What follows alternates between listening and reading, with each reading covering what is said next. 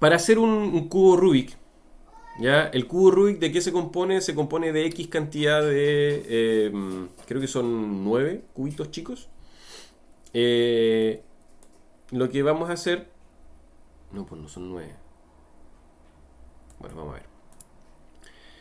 Es hacerlo en base a un solo cubo, ¿ya? A este cubo le vamos a hacer lo siguiente. Para que, obviamente, en el cubo Rubik, si ya vamos a agregar un material, ¿ya? Aquí adentro deberíamos tener unas pegatinas. ¿Cómo conseguimos esa superficie? Podemos hacer desde el modo de edición, eh, podemos tomar los bordes y apretar control B, lo que nos va a permitir generar como estos biseles, ¿ya? ¿Ya? Entonces, por una parte, eso me permite tener un reflejo, que es algo que habíamos visto cuando vimos cómo extruir el texto también. Eso es práctico para que esos reflejos se puedan apreciar. Eh, y también nos va a servir para que eventualmente, aquí le vamos a poner material base, y luego vamos a ponerle, qué sé yo, aquí vamos a seleccionar una cara, le vamos a dar un nuevo material y vamos a poner un color, lo vamos a asignar. Luego tomamos otro color nuevo,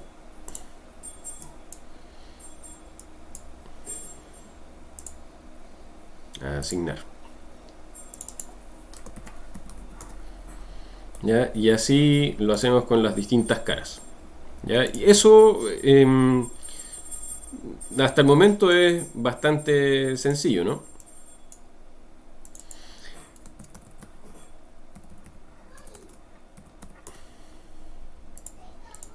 Ya. Luego puedo seguir, digamos, aplicando distintos colores. Supone que tengo tres caras más a las que aplicar color, creo. Em, sí, tres caras. Ahora vamos a aplicar un modificador. ¿Ya? Y este modificador va a ser de repetir. ¿Ya? Un modificador es como un filtro inteligente que se aplicaría dentro de Photoshop a una capa inteligente. ¿Cuál es la gracia? Que no es destructivo y que lo puedo editar cuando quiera.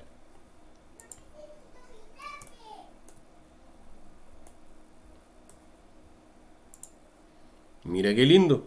Ahí tenemos una parte de nuestro cubo Rubik. ¿Ya?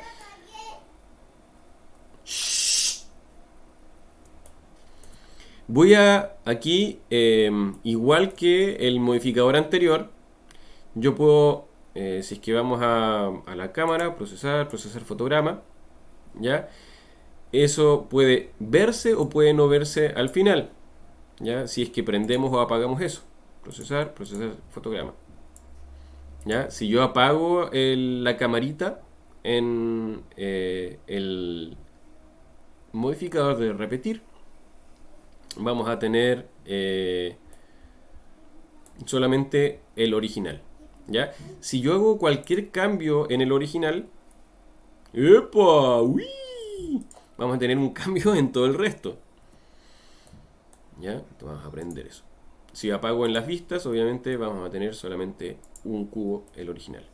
Ahora, este repetidor yo lo puedo duplicar. ¿Ya? Y vamos a tener lo mismo hacia el costado. Pero yo no quiero que sea hacia el costado, sino que quiero que sea o hacia atrás, o hacia adelante, o hacia abajo. ¿Ya? En este caso se está extendiendo. Veamos este lo vamos a plegar para que no confundirnos, que este es el duplicado. Está hacia en X, digamos sobre la línea roja.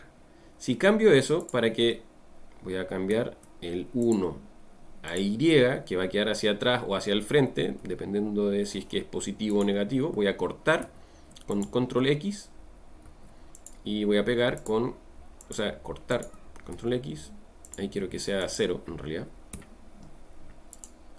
y aquí quiero que sea 1.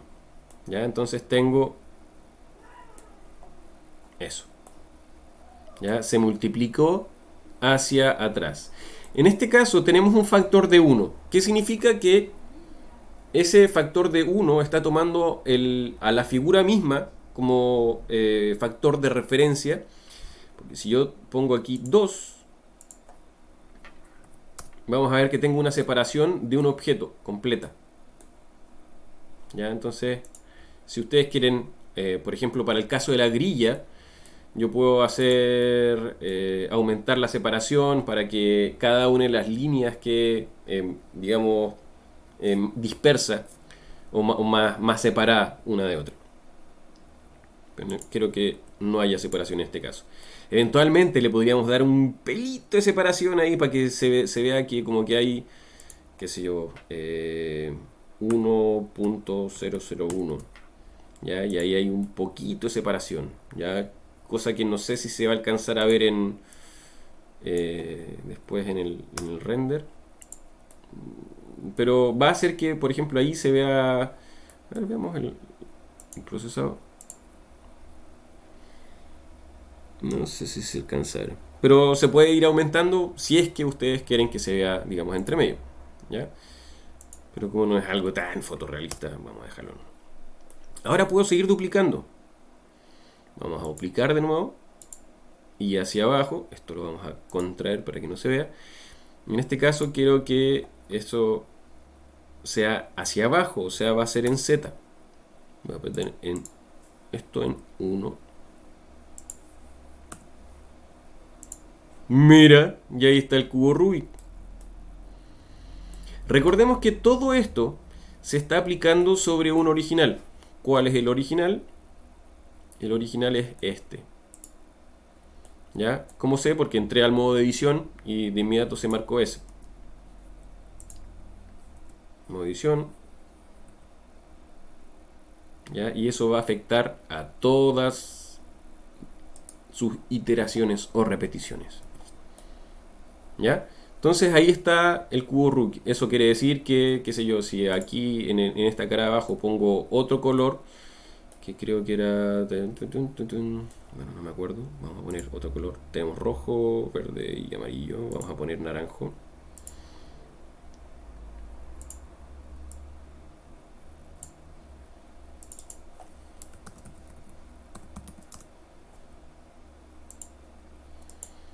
¿Ya? Y ahí vamos a completar el cubo Rubik.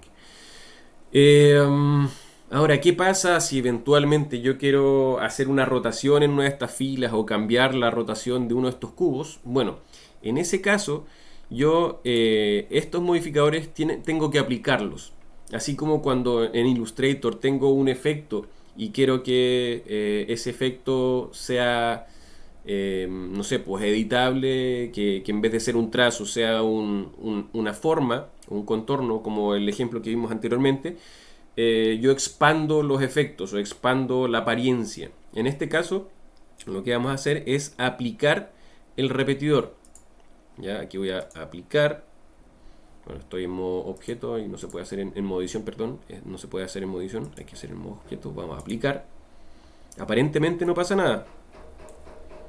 Vamos a aplicar y vamos a aplicar. ¿Qué significa eso? Que ahora cada uno de estos elementos es un objeto distinto. ¿Ya? Ahora tendría que entrar al modo de edición, eso sí. Porque, y seleccionar la isla. Si aprieto la L, selecciono la isla. Vamos a abrir esto brevemente para que se vaya viendo lo que voy apretando. Entonces, eso lo puedo separar. P para separar. ¿Ya? Y ahora ese elemento es un elemento independiente. Entonces, aquí puedo entrar, puedo seleccionar esa isla con L. Voy a seleccionar esa isla también, seleccionar esa. Esa.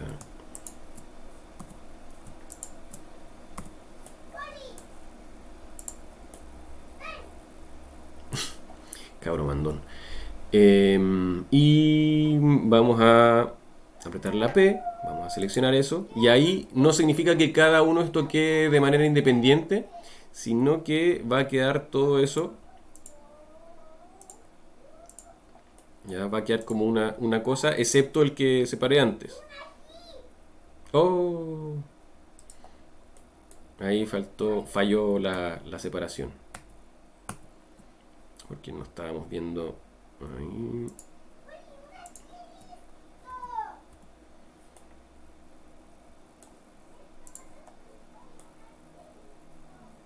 Ahí parece que sí. Vamos a separar.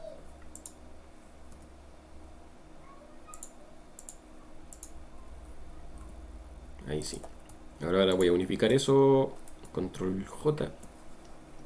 Y vamos a llevar el origen objeto, origen a la geometría. Para que cuando yo rote esto sobre Z, pase eso. ¿Ya? Eso en el caso, obviamente, que quiera hacer una pequeña animación o una pequeña transformación de los elementos. ¿Ya? Pero si ustedes se dieron cuenta, a partir de un solo cubo puede hacer esto solamente en base a modificadores. ¿Ya? Entonces los modificadores son muy, muy útiles. Yo, por lo general, de hecho, ni siquiera los he usado todo digamos, en mi vida de trabajo en Blender. Lo que he usado es repetir, biselar, booleana. Booleana es como un buscatrazos. Biselar lo podría haber aplicado acá, pero como necesitaba que las caras digamos, tuvieran más caras para poder darles colores, lo hice de manera no con modificador, sino que modificando la geometría de manera directa, ¿no? De manera, podríamos decir, destructiva. Tenemos lo otro que he usado es simetrizar. Para, por ejemplo, si estoy haciendo un rostro, trabajo en el lado izquierdo y luego eso se duplica o se refleja al lado derecho. Rehacer malla, como para cuando hago escultura y la malla queda, digamos, la estructura queda demasiado compleja o con demasiado detalle, uno pone rehacer malla y ahí puede manejar un poco la cantidad de caras con las que trabajo.